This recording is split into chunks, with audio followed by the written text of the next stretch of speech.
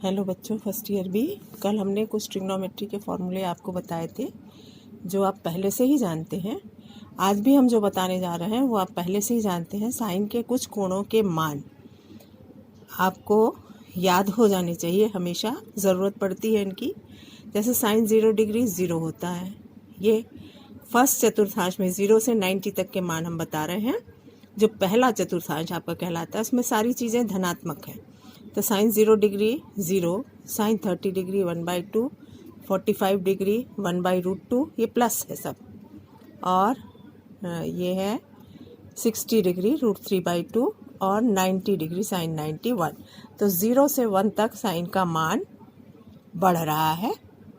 और इसी तरह से कॉस का मान, कॉस थीटा का मान, कॉस 0 डिग्री 1 और ये √3/2 30 डिग्री, वह 45 1/√2 और ये 60 1/2 90 0। ये 1 से 0 तक वही मान जो साइन के थे, इनके हम कहेंगे 0 का कोटिपूरक कोण 90 हुआ। तो 0 का जो मान है साइन का वो 90 का मान है कॉस का। इसी तरह से 30 का कोटिपूरक 60 हुआ, तो साइन 30 का जो मान है वो कॉस 60 का मान है। तो इनके कोटिपूरक जो साइन थीटा का मान, आगे भी हम फॉर्मूला पढ़ेंगे 90 माइनस थीटा 90 प्लस थीटा का, तो उसमें दिखाई देगा कि जो साइन 30 का मान है वो कॉस 60 का मान होगा। तो ये हमारे 0 से 90 तक के मान है।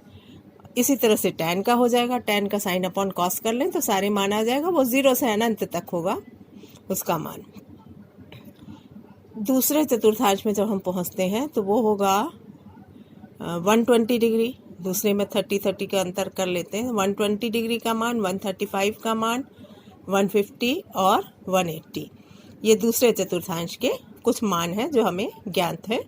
बाकी इन्हीं की सहायता से हम निकालते हैं। तो साइन 120 का मान √3/2, चूँकि साइन पॉजिटिव होता है दूसरे चतुर्थांश में भी, इसलिए +√3/2। साइन 135 1/√2 प्लस में ही रहेगा। साइन 150 1/2 और साइन 180 0।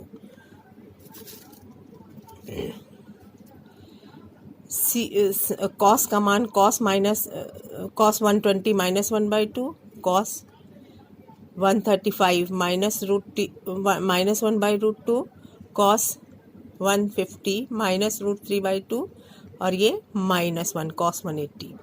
तो ये हमने जो दो चतुर्थांश के मान बता दिए। तीसरे चौथे चतुर्थांश के मान उसी तरह से, जो पॉजिटिव है, जो पहले चतुर्थांश का मान था वही तीसरे का होगा, जो दूसरे का है वो चौथे का हो जाएगा मान। और वही मान फिर से रिपीट होंगे, केवल साइन का अंतर होगा। तीसरे चतुर्थांश में हमने बताया कि साइन नेगेटिव कॉस नेगेटिव दोनों नेगेटिव होते हैं, तो वही मान चिन्ह बदल करके हो जाएंगे। ये फॉर्मूले ये मान तुम्हें पता है पहले से ही। कुछ फॉर्मूले भी तुम्हें पता होंगे, जैसे हमने साइन 90 माइनस थीटा का फॉर्मूला, इधर माइनस थीटा का फॉर्मूला हमने डिराइव किया है, वो बता देंगे। पहले 90 माइनस थीटा कर लेते हैं, फिर उसको समझा देते हैं। जैसे इसमें 90 माइनस थीटा, कोई परिक्रामी रेखा ये घूम रही है वृत्ताकार, ये एंटी क्लॉकवाइज कोण बनाती है। एंटी क्लॉकवाइज कोण पॉजिटिव माना जाता है और जो क्लॉकवाइज कोण है वो नेगेटिव।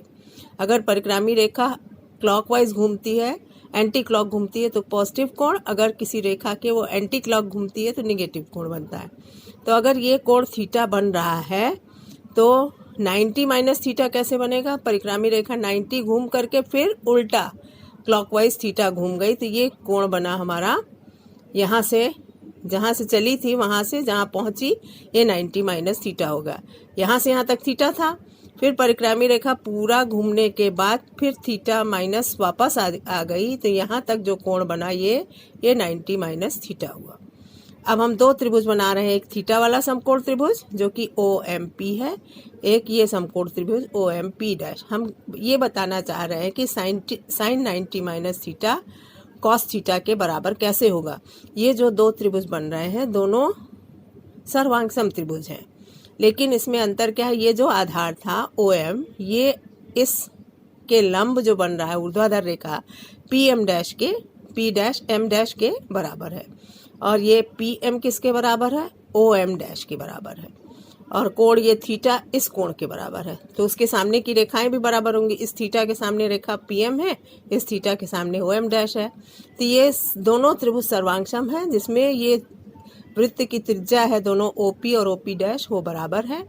PM OM डैश के बराबर है, P dash M dash OM के बराबर है। तो आधार जो लंब था वो आधार में बदल गया और आधार लंब में बदल गया, इसलिए sine 90 minus theta P dash M dash upon OP था, P dash M dash upon OP था, वो अब हो जाएगा P डैश M डैश को हम ऊपर बता चुके हैं कि P डैश M डैश किसके बराबर है, OM के बराबर। तो OM अपॉन OP लिख सकते हैं, तो ये कॉस थीटा हो गया। इसी तरह से sine 90 cos 90 minus theta sine theta हो जाएगा, क्योंकि जो लंब था PM वो किसके बराबर हो गया है, लंब PM OM डैश के बराबर, और यहाँ लंब जो था P डैश M डैश वो OM डैश OM के बराबर है। तो इसी तरह से sine 90 minus theta cos 90 minus theta sine theta हो जाएगा। बिल्कुल सेम 90 प्लस थीटा कोण कैसे बनेगा, 90 प्लस थीटा उसमें तो वापस आना पड़ा था 90 माइनस थीटा करने के लिए, वापस परिक्रामी रेखा आएगी माइनस थीटा कोण बनाते हुए, तो ये कोण 90 माइनस थीटा होगा।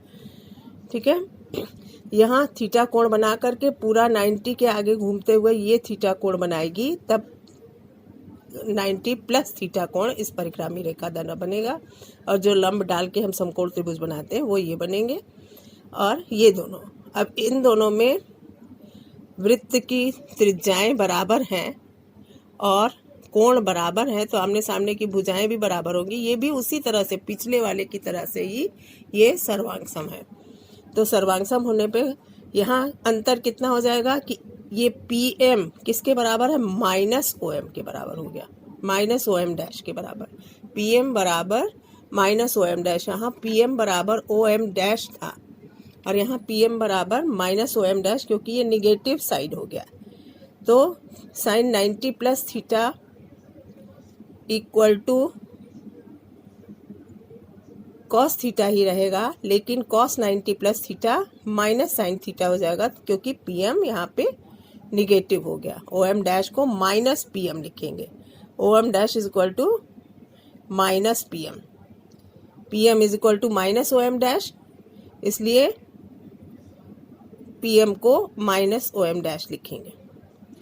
तो sine 90 plus theta cos theta होगा, लेकिन cos 90 plus theta minus sine theta होगा, इसलिए tan 90 plus theta minus cot theta हो जाएगा। तो ये फॉर्मूला तुम लोगों ने पहले पढ़े हैं, इसको अगर समझ के रखोगे तो याद रहेगा कि परिक्रामी रेखा कहाँ पहुँच जाती है और कौन सी भुजा निगेटिव हो जाती है। यहाँ सर्वांगसम त्रिभुज जो बन रहा है उसमें केवल आधार लंब और लंब आधार में परिवर्तित हो रहा है, एक्स एक्सिस की जगह वाई एक्सिस पे, इसलिए साइन कॉस में और कॉस साइन में बदल जाएगा। यहाँ बदलने के साथ साथ निगेटिव जो आधार जो है वो निगेटिव हो रहा है, तो लंब पहले जो था वो माइनस आधार के बराबर हो रहा है, तो जहाँ कॉस होगा वहाँ पे वो क्या हो जाएगा, निगेटिव आ जाएगा। लंब यहाँ पे आधार जो है वो पॉजिटिव ही रह रहा है, ये आधार पॉजिटिव और ये वाला लंब भी पॉजिटिव है, तो OM P dash M dash के ही पॉजिटिव के ही बराबर है, लेकिन PM माइनस OM डैश के बराबर है, इसलिए cos 90 plus theta minus sine theta. तो इसको समझ के करोगी तो याद रहेगा। इसी तरह से 90 माइनस थीटा कोण के लिए थीटा परिक्रामी रेखा ऊपर कोण बनाएगी और माइनस थीटा नीचे, उसी तरह से जैसे हमने समझाया दो सर्वांगसम त्रिभुज बनेंगे। केवल अंतर होगा, आधार तो दोनों का समान ही है, केवल लंब निगेटिव है। तो साइन लंब का मतलब साइन लंब किस में आता है, लंब साइन अनुपात में लंब बटे कर्ण होता है, तो sine minus theta minus sine theta होगा, लेकिन cos minus theta cos theta ही होगा, और tan minus theta minus tan theta हो जाएगा। इस तरह से पाई माइनस थीटा पे पाई माइनस थीटा और पाई प्लस थीटा पे भी करेंगे। तो ये थीटा कोण यहाँ बन रहा है, तो 180 घूमने के पहले ही जो कोण बनेगा 180 घूम करके फिर नेगेटिव आ जाए, फिर थीटा कोण वापस घूम जाए, तो ये 180 माइनस थीटा कोण यहाँ से यहाँ तक बन रहा है।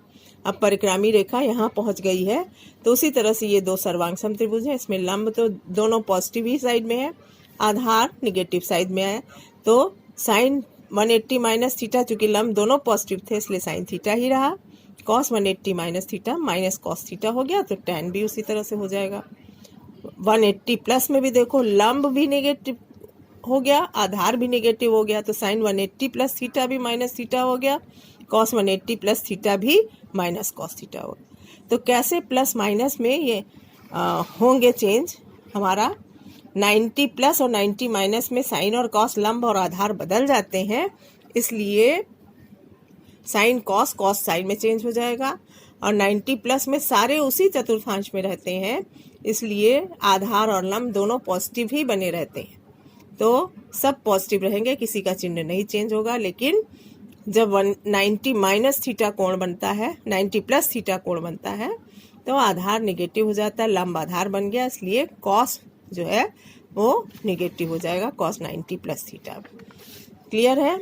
इसी तरह से 180 माइनस थीटा 180 प्लस थीटा का पीछे भी बता दिया, ये दोबारा से हमने लिखा। कुछ फॉर्मूले हैं, एक 360 plus theta 360 minus theta. 360 plus theta में तो परिक्रामी रेखा घूम करके उसी चतुर्थांश में फिर से आ जाती है, इसलिए वही रहेगा। लेकिन 60 माइनस थीटा में 360 माइनस थीटा में जो है वो पहले से चौथे चतुर्थांश में हो जाएगी, तो उसी के आधार पे सब चीज़ें बदल जाएंगी। हम ये फॉर्मूले तुम्हारे एक साथ लिख करके दे रहे हैं, समझा दिया, उसी के आधार पे तुम लोग समझ लोगी, और इसका फोटो भी भेज दे रहे हैं। थैंक यू बच्चों, इसके क्वेश्चंस तुम लोगों को लगाने होंगे।